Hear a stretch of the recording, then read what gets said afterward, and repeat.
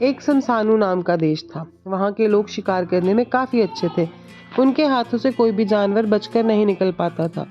एक बार शिकार के लिए शमशानु के लोग निकले और उनके हाथ से यूनिकॉर्न बच निकला। यूनिकॉर्न जानवर दूसरों के मुकाबले काफ़ी फुर्तीला था, इसलिए लाख कोशिशों के बाद भी वे शमशानु के लोगों के हाथ नहीं लगा। तभी से वहाँ के लोगों ने यूनिकॉर्न को तलाश करना शुरू कर दिया। शमशानु देश का सरदार किसी भी कीमत पर उसका शिकार करना चाहता था। हर दम वो उसको पकड़ने का जाल बुनता, लेकिन हर बार नाकामयाब हो जाता। तभी एक दिन सफ़ेद रंग का यूनिकॉर्न शमशानु देश के लोगों को आसमान में उड़ता दिखा। वो यूनिकॉर्न जैसे ही ज़मीन पर आया, लोगों ने उसका पीछा करना शुरू कर दिया। कुछ ही देर में ये समाचार सरदार तक पहुंचा। वो भी तेज़ी से अपने महल से यूनिकॉर्न को पकड़ने के लिए निकल गया। यूनिकॉर्न पास ही की नदी के पास पानी पी रहा था। जब लोगों को पता चला तो वो भी वहाँ पहुँच गए। वहाँ उस देश का सरदार भी पहुँचा और सबको थोड़ी दूर खड़े होने को कहा। उन्होंने हल्की आवाज़ में समझाया सबको कि आज इसको बचकर नहीं जाने देना है, इसलिए मौका देखकर ही इस पर हमला करना होगा। अभी चुपचाप इसे देखते रहो। यूनिकॉर्न ने मन भरकर पानी पिया, फिर घास खाई। हरी हरी घास खाकर जब उसका पेट भर गया तो वह वहीं पर लेट गया। सरदार ने सोचा कि अब यही समय है इसको पकड़ने का। उसने लोगों को पकड़ने का आदेश दिया।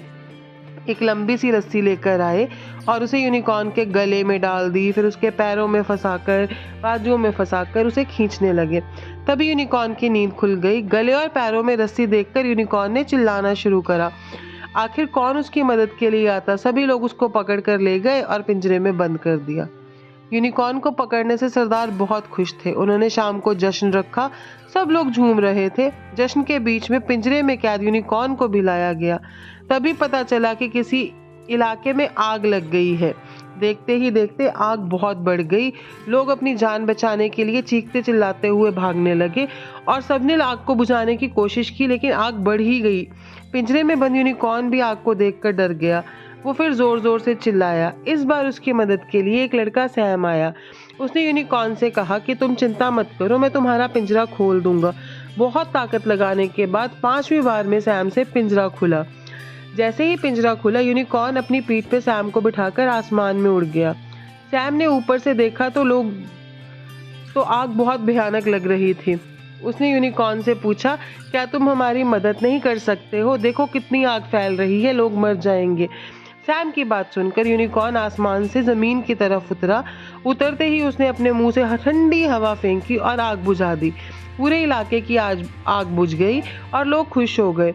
आग बुझाते ही दोबारा यूनिकॉर्न सैम को लेकर उड़ा और उड़ते हुए दूसरे जंगल में चला गया। कुछ समय दोनों ने साथ बिताया और दोनों की अच्छी दोस्ती हो गई। तब यूनिकॉर्न कुछ दूर चला गया। सैम को लगा कि अब वापस आसमान में उड़ने वाला है यूनिकॉर्न। उसने यूनिकॉर्न से पूछा, क्या तुम कभी वापस नहीं आओगे? सैम को इस सवाल का कोई जवाब नहीं मिला। यूनिकॉर्न कुछ देर रुका और आसमान में उड़ गया। सैम भी दुखी मन से अपने घर को लौट आया। लोगों ने उससे यूनिकॉर्न और यूनिकॉर्न की सवारी के बारे में पूछा। सैम ने यूनिकॉर्न की काफ़ी तारीफ की, लेकिन मन ही मन वो दुखी था। सैम हर रोज़ उसी जंगल में यूनिकॉर्न से मिलने की उम्मीद में जाता था, लेकिन यूनिकॉर्न वहाँ वापस कभी भी नहीं आया। तो इस कहानी से हमें ये सीख मिलती है कि जब हम किसी दूसरे की मदद करते हैं तो वो भी आपके और आपके अपनों की मदद करने के लिए हाथ बढ़ाते हैं। इसलिए हमें जब भी मौका मिले हमें दूसरों की मदद ज़रूर करनी चाहिए। उम्मीद है आपको ये कहानी पसंद आई होगी, तो चैनल को सब्सक्राइब ज़रूर करिएगा। धन्यवाद।